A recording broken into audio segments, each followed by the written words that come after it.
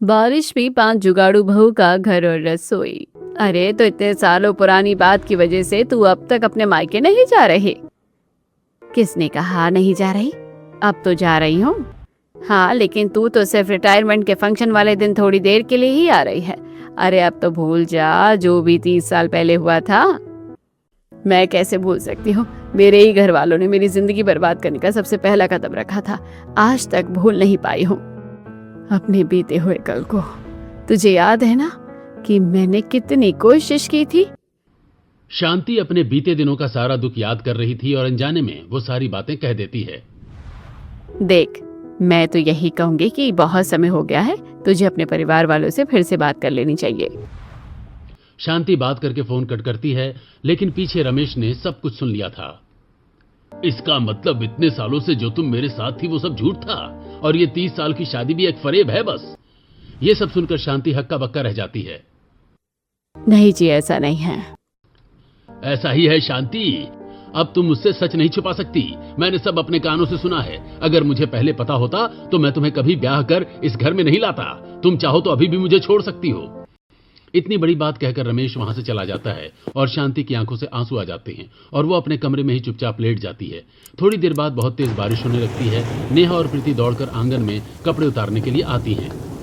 कितनी तेज बारिश आ रही है यार। चलो जल्दी जल्दी कपड़े ही उतार लेते हैं, वरना सारी मेहनत खराब हो जाएगी। हाँ, मैंने इधर के सारे कपड़े उतार लिए हैं, चलो अंदर चलते हैं। नेहा और प्रीति ने जल्दी से आंगन से सारे कपड़े उतार लिए थे और वो अंदर आ गई थी। और वहीं दूसरी तरफ घर के अंदर बारिश का पानी भर रहा था, जिसे निकालने के लिए बाकी 3 बहू बड़ी मेहनत कर रही थी। घर के अंदर छत से भी पानी टपक रहा था। इस बारिश का पानी निकालते निकालते लग रहा है आज पूरा दिन निकल जाएगा। सच में भाभी, मेरे भी हाथों में दर्द हो गया है। आज तो बहुत ही ज्यादा तेज मूसलाधार बारिश हो गई है। मैं अभी बाहर कपड़े उतार ही रही थी, सिर्फ 2 मिनट में ही पूरी अच्छी से भीग गई हूँ। बाहर नाली का पानी भी तो ऊपर आ गया है। पता नहीं बारिश में हमारे दिन कैसे बीतेंगे। बारिश में इस तरह घर में अपनी बहुओं को परेशान होता देखकर रमेश भी चिंतित स्वर में कहता है, 30 साल हो गए। 30 साल पहले ये घर बनाया था। आज तक इतनी हिम्मत न हो सकी कि इसकी मरम्मत करवा दूं। मुझे तो समझ नहीं आ रहा कि जिंदगी हमसे कौन सा बदला ले रही है। अच्छी खासी नौकरी थी मेरी, कई जमाने में सबसे ज्यादा पैसे कमाता था, पूरी ईमानदारी से काम करता था। फिर भी नौकरी से निकाल दिया और मेरे बेटे सभी सक्षम हैं, लेकिन किसी को भी अच्छी नौकरी नहीं मिल रही। कोई बात नहीं जी, आप इन सब चीजों के बारे में इतना मत सोचो। यहाँ तक आए हैं, आगे भी नैया पार हो जाएगी। दूसरी तरफ दोनों परेशान हो जाते हैं और वहीं दूसरी तरफ पायल भी जब पीने के लिए नल का पानी निकालती है और बर्तन में भरती है तो दैया रे दैया, कितना ज्यादा गंदा पानी आ रहा है। इसे देखकर तो किसी का भी पीने का मन नहीं करेगा। सही कहा, लेकिन हमारे पास आरओ भी तो नहीं है। कोई बात नहीं, आ जाते हैं अपने देसी जुगाड़ू आरओ बनाने पर। रोशनी और प्रीति एक कपड़े से पानी को पहले छानकर दूसरे बर्तन में निकालकर उसे थोड़ी देर के लिए चूल्हे पर पानी को पकने के लिए रख देती हैं। ऐसे पानी थोड़ा सा प्योर हो जाएगा और गंदगी कम हो जाएगी। पानी निकालते निकालते शाम हो जाती है और बारिश में सब बड़े परेशान हो गए थे। सब शांति से बैठे थे, तभी वहां कनखजूर आ जाता है, जिसे देखकर निधि डर जाती है और तेजी से चिल्लाने लगती है। बचाओ, कनखजूरा कातिल आ गया। तभी पीछे से रोशनी उस कीड़े को झाड़ू से उठाकर फेंक देती है। लो, हो गया। वाह भाभी, आप तो हीरो निकली। बचा लिया आपने, वरना मुझे तो बहुत डर लगता है इन सबसे। हाँ, बारिश के मौसम में तो ऐसे और भी बहुत सी कीड़े आएंगे। इसके लिए भी हमें जुगाड़ करना होगा।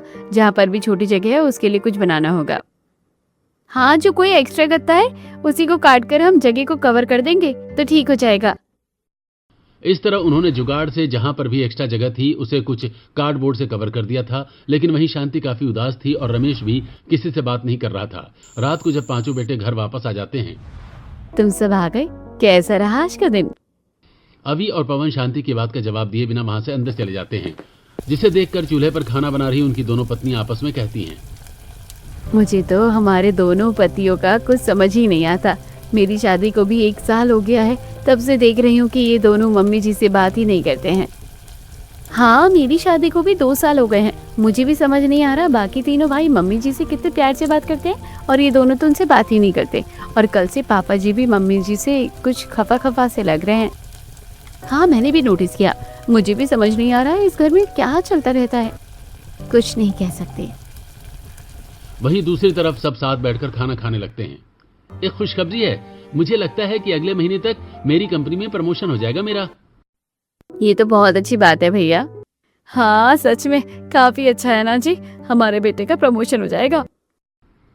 शांति रमेश से बात करने की कोशिश करती है, लेकिन रमेश कोई जवाब नहीं देता। आखिर घर के सदस्यों के बीच आपस में किस तरह की दरारें पैदा हो रही थी और यहाँ क्या चल रहा था, बस जल्द ही सभी राजों से पर्दा उठने वाला है।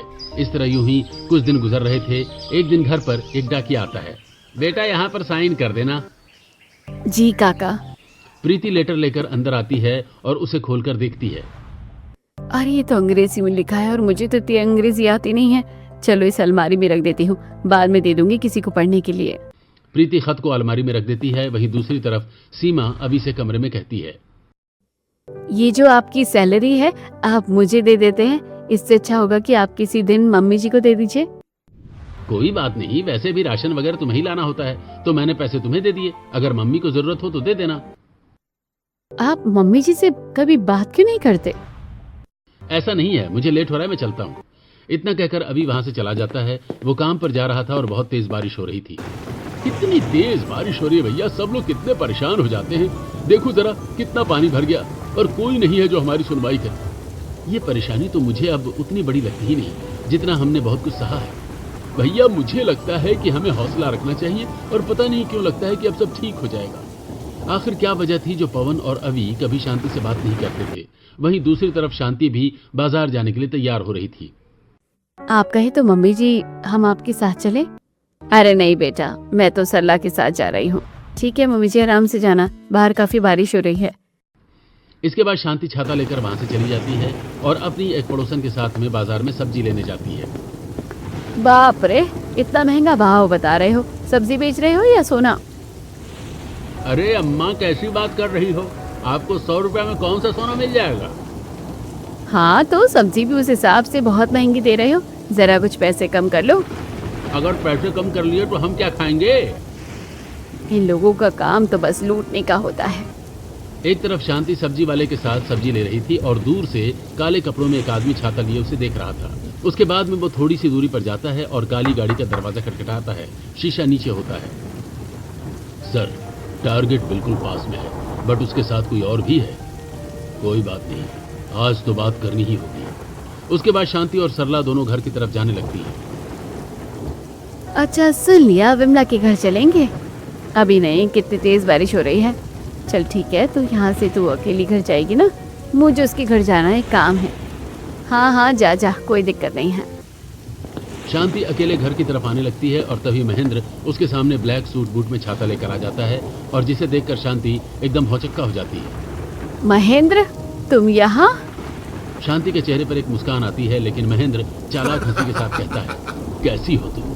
इतने सालों पहले मेरी जिंदगी खराब करके बड़े अच्छे से जीना चाहती थी ना, सरकारी नौकरी वाला पति जो मिल गया था तुम्हें, लेकिन अब तो तुम्हारी जिंदगी बद से बदतर हो रही है। बेचारे की नौकरी जो चली गई। उसकी बातों से समझ गई शांति कि कुछ तो गड़बड़ है, इसलिए शांति की मुस्कान भी गायब हो जाती है। तुम कहना क्या चाहते हो? यही कि बड़ी जल्दी तुमसे तुम्हारा प्यारा घर भी छीनने वाला है। ऐसे ही थोड़ी तुम्हारे पति की नौकरी चली गई थी और आज भी तुम्हारे बच्चों को कहीं पर भी नौकरी नहीं मिल रही।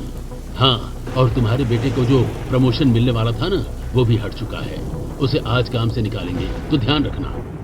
ये सब सुनकर शांति आग बबूला हो जाती है। तुम कहना क्या चाह रहे हो? मेरा घर क्यों छीनेगा हमसे? हमने क्या किया है? मेरे बेटे की नौकरी, क्या इन सब चीजों के पीछे भी तुम हो? लगता है तुम्हें कुछ पता ही नहीं। क्या तुम्हें कोई लेटर नहीं मिला? मिला होगा, मुझे पक्का यकीन है घर तक पहुंचा था। उसे खोल कर देखना, सब पता चल जाएगा। फिलहाल जो कुछ भी हो रहा है सब मैंने ही किया है, अपना बदला लिया है मैंने, अपना ध्यान रखना। इतना कहकर महेंद्र वहां से चला जाता है और ये सब सुनकर शांति के पांव तले तो जमीन खिसक गई थी। उसकी ना तो कुछ कहने की और ना ही आगे बढ़ने की हिम्मत हो रही थी। तेज आंधी तूफान आ रहा था और शांति के हाथ नम हो रहे थे। तूफान में उसका छाता उड़ जाता है और बारिश की बूंदें उसके ऊपर गिर रही थी और उसकी आंखों से भी बूंदों के साथ झरझर आंसू बह रहे थे। शांति लड़खड़ाते हुए कदमों से घर वापस आती है। वो बारिश में बुरी तरह भीग चुकी थी, पर उसे भीगने का गम कहाँ, उसे तो अपनी दुनिया बिखरती हुई नजर आ रही थी। अरे मम्मी जी, आप इस तरह गीली कैसे हो गई? अब तो छाता लेकर गई थी। छाता उड़ गया, हमारा घर भी, सब कुछ खत्म हो गया। मम्मी जी, आप कैसी बातें कर रही हैं? क्या कोई पत्र आया था? मुझे दिखाओ। प्रीति जल्दी से वो लेटर लाकर देती है। ये खत आया था मम्मी जी, डाकिया द्वारा। शाम को जब सब घर वापस आ जाते हैं तो शांति उन्हें वो लेटर पढ़ने के लिए देती है, और जब लेटर पढ़ा जाता है तो सबके होश उड़ जाते हैं। हमें कल ही ये घर खाली करना है, लेकिन ऐसा कैसे हो सकता है? हमें भला अपना घर खाली क्यों करना है? इसमें लिखा है पापा कि ये घर ठगा बग्गी के पैसों से बना है। आपके ऊपर एक इल्जाम लगा है और इसीलिए ये घर गवर्नमेंट के द्वारा सील किया जा रहा है कि सरकार के पैसों का आपने गलत इस्तेमाल किया, ठीक से लोन नहीं भरा। ऐसा नहीं हो सकता। मैंने कई साल सरकारी नौकरी की और उस दौरान लोन लिया था, लेकिन सारा लोन चुका दिया था। मैं पुराने दफ्तर में जाकर इसके बारे में बात करूंगा। अगले दिन रमेश पुराने दफ्तर में जाता है और उसे काफी देर तक लाइन में बैठना पड़ता है। आखिरकार उसका नंबर आता है। देखिए, हम आपकी इसमें कोई मदद नहीं कर सकते। आपको आज ही घर खाली करना होगा, वरना हमें जबरदस्ती करनी होगी। ये जवाब सुनकर रमेश उदास होकर घर आता है और वहां पर पहले से ही कुछ सरकारी कर्मचारी उनके घर खाली करवा रहे हैं। रुक जाओ, तुम ऐसा नहीं कर सकते। हम ऐसा ही करेंगे। जल्दी घर खाली करो, वरना अच्छा नहीं होगा। अभी तो हम जरूरत का सामान लेने दे रहे हैं, बाद में वो भी नहीं लेने देंगे। मजबूरन पूरे परिवार को घर खाली करना पड़ता है और जरूरत का सामान बांधकर वहां से जाना पड़ता है। हर किसी की आंखों से आंसू बह रहे थे। पता नहीं ऐसे कौन से बुरे कर्म किए थे जो इस जिंदगी में हर जगह से बस धोखा मिल रहा है। यह बात सुनकर शांति को बहुत ज्यादा शर्मिंदगी महसूस होती है और सब कुछ मेरी वजह से हो रहा है। सब चीजों की जिम्मेदार मैं हूँ, क्योंकि मुझे नहीं पता था कि इस तरह इतना सब कुछ हो जाएगा। मेरी पूरी जिंदगी में उसने जहर घोला है, मैं उसे छोड़ूंगी नहीं। महेंद्र अपने आलीशान घर में शांति और उसके परिवार की यह हालत फोटो के जरिए देखकर काफी खुश हो रहा था। आज तो जश्न करना बनता है। जी सर। पूरा परिवार उदास होकर थोड़ी दूरी पर, जहां पर हर जगह सिर्फ खेत खलिहान ही थे और काफी सारी खाली जमीन पड़ी थी, वहां पर एक छोटे से जमीन के टुकड़े पर आ जाते हैं। ये टुकड़ा मैंने कई साल पहले बहुत कम दाम में खरीदा था। आज भी यहाँ पर बहुत सी जमीन खाली है, पर इस जमीन के टुकड़े का भी हम क्या करेंगे जब यहाँ पर कोई घर नहीं और रहने के लिए कोई छत नहीं। मुझे नहीं पता था कि जिंदगी में इतनी बड़ी मुसीबत भी आ जाएगी। मेरी नौकरी भी चली गई और अब हमसे घर भी छिन गया। सभी बहुत ज्यादा परेशान चिंतित बैठे हुए थे कि तभी फिर से तेज बारिश होने लगती है। ओह नहीं, हमें कुछ करना होगा, वरना बारिश से सब बीमार हो सकते हैं और सारा सामान भी खराब हो सकता है। उसके बाद शांति और रमेश पेड़ के नीचे बैठ जाते हैं और वहां पर सामान भी रख दिया जाता है और पांचों जुगाड़ू बहुएं अपने पतियों के साथ वहां पर कुछ जुगाड़ करने का इंतजाम कर रही थी। थोड़ी दूर पर उन्हें कुछ लकड़ी के बांस के डंडे मिल जाते हैं। एक काम करते, तिरपाल बना लेते हैं, कम से कम उसके नीचे बैठने के लिए तो मिल जाएगा। उन्होंने बांस के डंडों को जमीन में गाड़कर खड़ा कर दिया और बारिश से बचने के लिए अक्सर वो कुछ पानी वाले कट्टे और कुछ पन्नियों का इस्तेमाल करते थे। उन्हें स्टेपलर और सुई धागे से जोड़कर वो छत तैयार करते हैं। चलो, थोड़ी देर के लिए आराम करने के लिए तिरपाल तो बन ही जाएगा। सब वहां पर बैठ जाते हैं और हर कोई बहुत शांत और उदास था। तब हौसला बढ़ाने के लिए पांच बहू कहती है, आप सभी इतने उदास मत होइए, भगवान पर भरोसा रखिए, सब ठीक हो जाएगा। बिल्कुल सही कहा। हमें मुसीबत में इस तरह परेशान नहीं होना चाहिए। सब ठीक हो जाएगा, मुझे पूरा विश्वास है। क्या ठीक होगा? पहले ही जिंदगी इतनी कष्टों वाली थी और अब ऊपर से समस्या बढ़ ही गई है। तो जो मुसीबत में भी हार न माने, उसी को तो असली बाजीगर कहते हैं। मुझे लगता है कि दुख तो है, लेकिन उसे अब हंसकर सहना है या रोकर, ये हमारे ऊपर है, और हंसकर सहना ज्यादा बेहतर होगा। हाँ बिल्कुल, हम कुछ ना कुछ जुगाड़ करके यहाँ पर अपना घर भी बसा लेंगे। इस तरह पांचों बहू सबका हौसला बढ़ाने की कोशिश करते हैं। नेहा ने ऐसा कहा ही था कि उसकी थोड़ी देर बाद तेज आंधी तूफान और बारिश आने लगती है, जिसके बाद उनका बनाया हुआ तिरपाल भी टूट जाता है। हालातों से बाहर निकलना बिल्कुल आसान नहीं है। पूरी रात सभी पेड़ के नीचे बिताते हैं और सबको काफी ठंड लग रही थी। बेघर होना कोई आसान बात नहीं। अगले दिन सुबह जब बारिश रुक जाती है तो सब वहीं फर्श पर सो गए थे। दोपहर में सबकी आंख खुलती है और नेहा देखती है कि थोड़ी दूरी पर एक खेत में एक पुराना खंडहर सा घर टूट रहा था। तब नेहा और प्रीति वहां जाते हैं।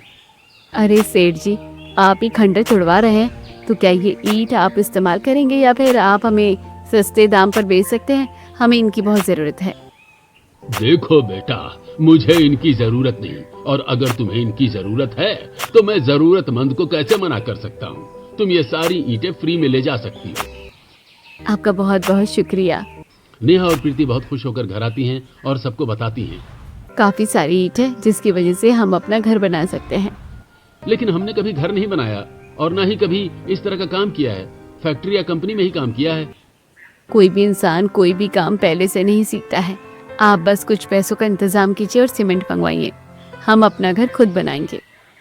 अगर कुछ भी ठीक से नहीं हुआ तो खराब हो गया तो? हमें पहले ही बुरा क्यों सोचना है? हमारे पास इसके अलावा और भी कोई चारा नहीं है। हम कोशिश करते हैं। ये कोई रॉकेट साइंस नहीं है जो हमें समझ नहीं आएगा। इस तरह सभी डिसाइड करते हैं और वो सारी ईंटों को इकट्ठा कर लेते हैं। सीमेंट का कट्टा मंगवाया जाता है और साथ में उसमें हल्का सा मसाला मिक्स करके सभी ईंटों के ऊपर सीमेंट लगाकर एक के ऊपर एक ईंट लगाकर घर तैयार करने लगते हैं। देखो भाभी, मैंने भी कुछ ईंट लाकर तैयार की है। कैसी है? हाँ, तुम हम सबसे बहुत बेहतर कर रही हो। इस तरह सभी घर बना रहे थे और वहीं रमेश को शांति पेड़ की छांव के नीचे बैठकर, अजी मुझे माफ कर दीजिए, लेकिन जो भी अपने फोन पर सुना वो पुरानी बातें हैं। अब ऐसा कुछ भी नहीं है। चाहे पहले ही क्यों नहीं था, लेकिन मुझसे तो एक बहुत बड़ा सच छुपाया गया था। मुझे तुमसे कोई बात नहीं करनी। एक जगह रहने के बाद भी दोनों अनजानों की तरह रह रहे थे। शांति अंदर ही अंदर घुट रही थी और वो किसी को कुछ नहीं बता पा रही थी। देखो, हमारा चार दीवारी तैयार हो गई है और बीच में दरवाजे के लिए हमें इतनी जगह तो छोड़नी होगी। अच्छा सुनिए, हम यहाँ पर काफ़ी खाली इलाके में रह रहे हैं। चोरों का भी खतरा हो सकता है। साथ में हमारे पास ज़्यादा सामान भी नहीं है, लेकिन ज़रूरतमंद कागज़, पैसे और कुछ चीज़ें रखनी होती है, तो अलमारी की ज़रूरत होगी। हम यहाँ पर एक जगह पर 3 ईंट सीढ़ी लगाकर और एक ईंट को टेढ़ा करके बिना सीमेंट के फिक्स कर देंगे और फिर अंदर जो स्पेस बचेगा उसमें ज़रूरी सामान रखेंगे और बाहर छोटी ईंट से उसे कवर कर देंगे। वाह, ये तो एक छोटी सी सीक्रेट अलमारी हो गई। बहुत अच्छा जुगाड़ लगाया है। हाँ, हम ऐसे ही करते हैं। उन्होंने काफी मेहनत करके 11 लोगों ने बड़ी जल्दी सभी ईंटों का सफाया कर दिया, मतलब 4 दीवारी बनाई और साथ ही में वहीं पर एक छोटी सी दीवार में सीक्रेट अलमारी भी बना दी। लेकिन ये क्या हो गया? ये तो सिर्फ आधी ही हो पाई है। ईंटें कम थी और हमने 4 दीवारी करके बड़ा स्पेस बना दिया और ऊपर ना तो छत बन पाई और ना ही ऊपर की दीवार भी पूरी नहीं हो पाई। सिर्फ हमारे कमर से ऊपर तक का ही हिस्सा तैयार हो सका है। इसीलिए कहते हैं, जिसका काम उसी को सजा, दूजा करे तो ठेंगा बाजे। इस तरह सब परेशान हो जाते हैं। कोई बात नहीं, इसी में एक जुगाड़ और करेंगे। अब तैयार की हुई 4 दीवारी के ऊपर पन्नी को कवर कर दिया जाता है और ईंट से मजबूत तरीके से उसे दबा दिया जाता है ताकि पन्नी उड़े ना। और जिस तरह एक छोटा बच्चा घुटनों के बल चलता है, उसी तरीके से सब घर के अंदर जाते हैं। चलो, कम से कम तूफान में ये हिलेगा नहीं और हम सब यहाँ आराम से सो सकेंगे। आज तो सब बहुत थक गए थे, इसलिए बाहर से सब ब्रेड का पैकेट लाकर वही खा लेते हैं और सो जाते हैं। अगले दिन सुबह सभी इसी तरीके से घुटनों के बल घर से बाहर निकलते हैं। थोड़ी देर बाद 5 बहू थोड़ी दूर जाती है और वहां से बहुत सारी मिट्टी लाकर अंदर फर्श को अच्छे से लीप देती है और उसके बाद बाहर ईंट का चूल्हा बना देती है। आज तो हमारे पति नौकरी पर चले गए और अब हमें ही कुछ करना होगा। इस तरह आधे अधूरे घर में तो नहीं रह सकते। हाँ, हमने पहले कभी कुछ इस तरह का काम नहीं किया तो हमें पता नहीं था कि कितनी ईंटें लगेंगी। क्यों ना इसके ऊपर हम अब मिट्टी की लकड़ी और घास का इस्तेमाल करके आधा घर ऊपर का तैयार करें, क्योंकि पहले तो बारिश की वजह से मिट्टी सूखती नहीं थी और हमारा घर भी नहीं बन पाता था और तूफान में लकड़ी का घर टूट जाएगा, जैसे तिरपाल हमारा टूट गया था। लेकिन हम सीमेंट में डंडों को अच्छे से फिक्स कर देंगे तो फिर मिट्टी और घास से उसे फील कर देंगे। हाँ, ये आइडिया अच्छा है और हम इसी तरीके से अपनी एक छोटी सी रसोई भी तैयार कर लेंगे, लेकिन रसोई घर के बाहर बनाएंगे। इस तरह अब फिर से 5 बहू मेहनत करना शुरू कर देती हैं और उन्होंने सारे जरूरत के सामान, लकड़ी, घास, मिट्टी इकट्ठा करके रख लिया। साथ में उन्होंने कुल्हाड़ी से एक बड़े से पेड़ को भी काटा। ये मोटी तने वाली लकड़ी हमारे बहुत काम आएगी। इसकी मदद से हम बहुत कुछ कर सकते हैं।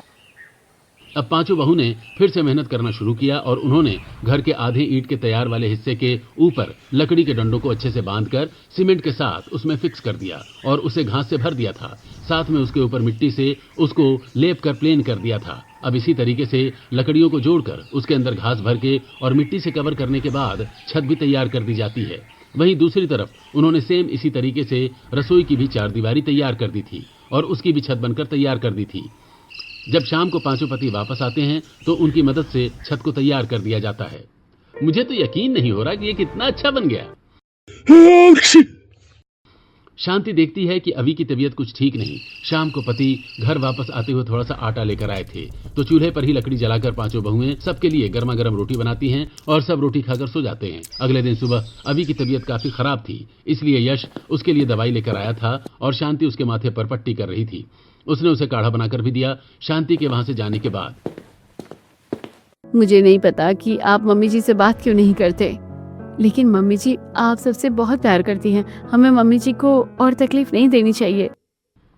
अभी को ऐसा कहकर सीमा वहां से चली जाती है और ये बात कहीं न कहीं अभी को भी महसूस हुई। उसके बाद पांचों बहू फिर से आज अपने जुगाड़ पर लग जाती हैं। देखो क्यों ना हम यहाँ पर फसल भी उगाएं।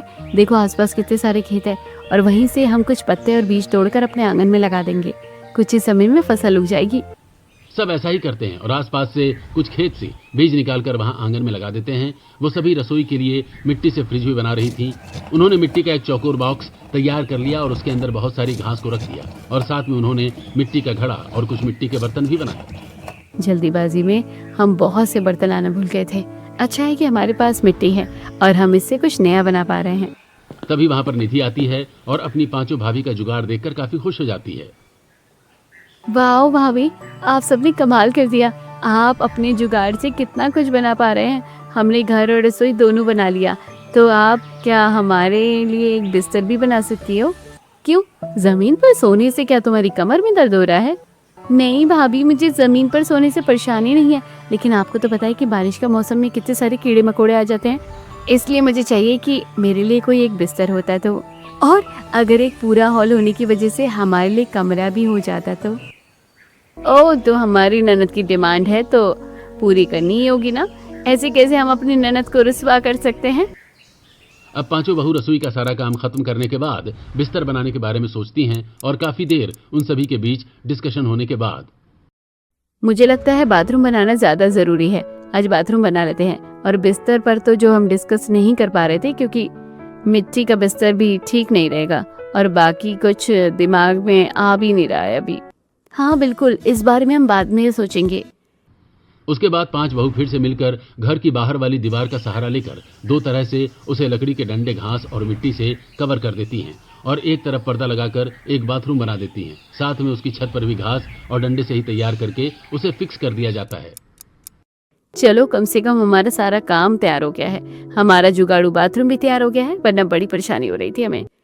हाँ वही तो, लेकिन हमें तो सच में बिस्तर तो बनाना ही होगा, क्योंकि मम्मी जी और पापा जी की कमर और घुटनों में दर्द रहता है और वो जमीन पर पूरा दिन लेटे रहते हैं और बैठे रहते हैं, तो उन्हें काफी परेशानी होती होगी। क्यों ना हम उनके लिए कुर्सी वगैरह भी बना दे। तो हमें लकड़ी से बनाना होगा ना ये सब। हाँ बिल्कुल, या फिर कुर्सी से बेहतर है कि हम एक लंबा सा सोफा ही बना दे, क्योंकि हमें जुगाड़ से बनाना है। तो अलग अलग कुर्सी बनाएंगे तो काफी मेहनत लगेगी। मेरे पास एक आइडिया है। वो जो मोटा पेड़ है उसका तना काट कर हम बहुत सारे तनों को आपस में जोड़ देंगे और उसके बाद लकड़ी का एक बड़ा सा फट्टा लेकर पीछे उन्हें जोड़ देंगे और कमर तक लगाने के लिए हो जाएगा। आइडिया, क्यों ना हम लकड़ी का ही बिस्तर बनाएं। जैसे 4 मोटे तने लेकर चारपाई के 4 पैर बनते हैं, वैसे ही बिस्तर के 4 पैर बनेंगे और लकड़ी का बड़ा फट्टा लेकर उसके ऊपर सेट कर देंगे कील से। वो निकलेगा भी नहीं और इस तरह स्पेस भी नीचे वाला बिस्तर बन जाएगा। तो ऐसे उन्हें बिस्तर और सोफा बनाने का भी आइडिया जाता है और कुछ पेड़ों के तनों को काटकर उन्हें गोल शेप में ही रखा जाता है और उन्हें उसी तरीके से इस्तेमाल किया जाता है। बड़े से पेड़ के तनों को बस छोटे छोटे पार्ट्स में डिवाइड कर दिया जाता है और उसके बाद उसकी मदद से उन्हें जोड़कर सोफा बना दिया जाता है। और ऐसे ही 4-4 पांव तैयार करके लकड़ी के फट्टों को उसके ऊपर लगाकर मिट्टी और घास से उन्हें मिला दिया जाता है, जिसके बाद उनके ऊपर ढेर सारे कपड़े लगाकर गद्दा भी बन जाता है। देखो, सब कुछ बनकर तैयार हो गया है और कपड़ों के अंदर घास डालने के बाद ये सब मुलायम भी हो गए हैं। लेकिन अब हम घर के अंदर कमरों को कैसे डिवाइडेड करेंगे? क्यों ना हम ऐसी ही लकड़ी और घास के डंडों को तैयार करके एक फिक्स दीवार को सीमेंट से अटैच कर दें और जो सामने का हिस्सा है उसके लिए हम लकड़ी की छाल को छीनकर बहुत सारी छाल आपस में जोड़कर उसके ऊपर कपड़ा बांधकर एक मजबूत दीवार बना लेंगे। जब नजदीक किया सामने से कर लिया और जब मन हुआ तो हटा दिया। इसी तरह घर के अंदर लकड़ी और घास को जोड़कर फिक्स दीवार तैयार कर दी जाती है और बहुत सारे पार्टीशंस कर दिए जाते हैं और जो सामने का हिस्सा होता है जहां दरवाजा आना होता है वहां पर पतली पतली लकड़ियों की छाल निकालकर उन्हें एक मोटे कपड़े में और घास में कवर कर दिया जाता है और ऊपर एक लकड़ी का पाइप जोड़ दिया जाता है। साथ में एक रस्सी बांधी जाती है। जब मन किया तो रस्सी को खोलकर पर्दा नीचे कर दिया और जब मन किया तो उसे गोल लकड़ी के अंदर लपेटकर बांध दिया। इस तरह उन्होंने सारे जुगाड़ करके घर को भी तैयार कर दिया था और बाथरूम भी, और साथ में उनकी रसोई भी तैयार हो गई थी।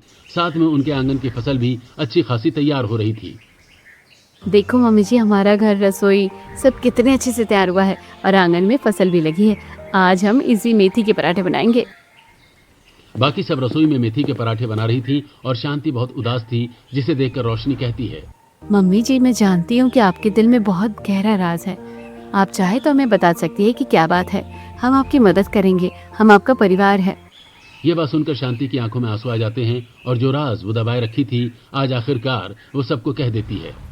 मेरी शादी के समय मैं किसी और से प्यार करती थी, पर मेरे घर वालों ने उससे शादी करने के लिए मना कर दिया था और ज़बरदस्ती मेरी शादी तुम्हारे पापा जी से करवा दी थी। इनकी पहले एक पत्नी थी और उसके 2 बच्चे थे। मुझे लगा मेरे घर वाले मेरी बर्बादी कर रहे हैं, लेकिन शादी के कुछ महीनों बाद ही पता चला कि तुम्हारे पापा जी बहुत अच्छे हैं और मैं अपना अतीत भूल गई। लेकिन अभी और पवन ने मुझे कभी नहीं अपनाया। उन्हें लगता था कि मैं सौतेली माँ हूँ, तो मैं अच्छी माँ नहीं होंगी। लेकिन मैंने अपनी तरफ से बहुत कोशिश की और अभी कुछ दिन पहले जब मेरी बहन का फ़ोन आया तो मैं सब बता रही थी तो तुम्हारे पापा जी ने सुन लिया था। तो क्या इसलिए पापा जी आपसे बात नहीं कर रहे? हाँ, लेकिन उन्हें कौन बताए कि मैंने उनके साथ हर एक पल खुशी से बिताया है और मैं अपने परिवार के साथ रहकर बहुत खुश हूँ। मैं तो बस अपनी पुरानी बातें कह रही थी और उन्हें लगा कि मैं आज भी ऐसा ही सोचती हूँ, लेकिन ऐसा नहीं है। मैं अपना अतीत बहुत पहले भूल चुकी थी, बल्कि अभी कुछ समय पहले ही मुझे पता चला कि मेरे अतीत ही मेरे घर परिवार को बर्बाद किया है और उसकी वजह से ही मेरे पति की नौकरी गई और मेरे बच्चे आज कहीं अच्छी जगह नौकरी नहीं कर पा रहे हैं। वो बहुत ऊंची पदवी पर है और बड़े बड़े नेताओं से उसकी बैठक है। मैं अंदर ही अंदर घुट रही थी। इससे अच्छा कि मैं ही ना रहूं। अब मैं और किसी से नजरें नहीं मिला पा रही।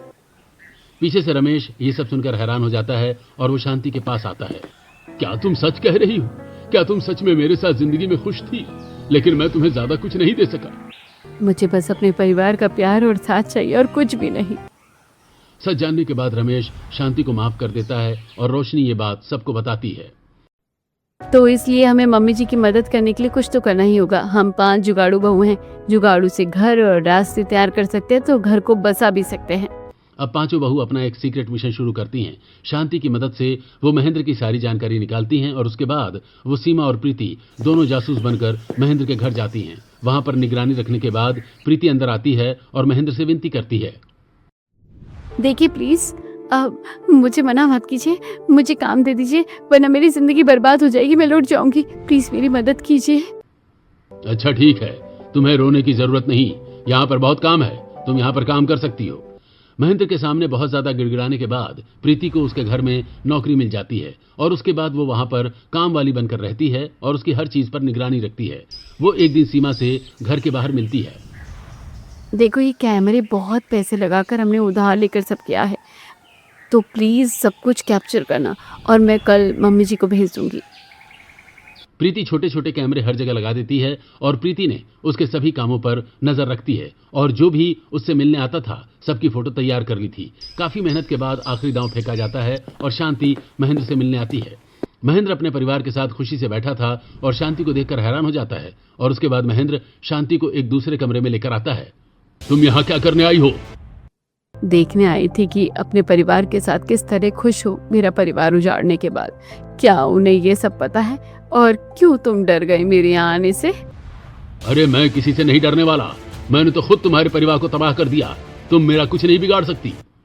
शांति की साड़ी पर एक छोटा सा कैमरा लगा हुआ था और महेंद्र ओवर कॉन्फिडेंट होकर सारा सच उगल देता है, जिसके बाद शांति उसके खिलाफ केस करती है और सारे सबूत इकट्ठा होने के बाद सब ठीक हो जाता है। महेंद्र को सजा मिल जाती है और जो भी उसके साथ मिले हुए थे उन्हें भी सजा मिलती है और पवन अभी भी अपनी माँ से माफी मांग लेते हैं और शांति के गले लग जाते हैं। हमें हमारा पुराना घर वापस मिल गया और साथ में पापा को अपनी नौकरी मिल गई और 2 साल की बची हुई नौकरी और साथ में उन्हें कंपनसेशन भी मिलेगा और मुझे मेरी नौकरी भी वापस मिल गई। अभी जिस कंपनी में बहुत समय से नौकरी करना चाह रहा था वहां की मैनेजर को हटाकर दूसरा मैनेजर रखा गया और मुझे भी वहां नौकरी मिल गई। चलो, अच्छी बात है कि सब ठीक हो गया। फाइनली अब हम सब अच्छे से रह सकते हैं।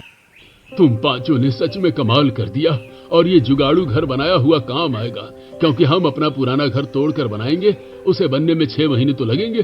तब तक के लिए हमारा ये जुगाड़ू घर ही सब कुछ है, क्योंकि इसने मुसीबत में भी हमारा साथ दिया।